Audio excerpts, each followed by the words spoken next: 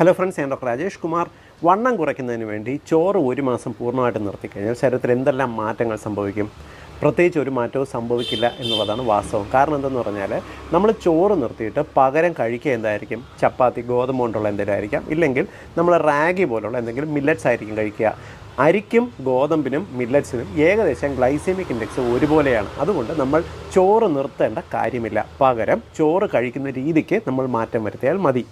നമ്മൾ ചോറ് കഴിക്കുമ്പോൾ എപ്പോഴും നമ്മുടെ കൈയുടെ ഉള്ളിൽ കൊള്ളുന്ന അത്രയും ചോറ് അളവ് മാത്രം കഴിക്കുക.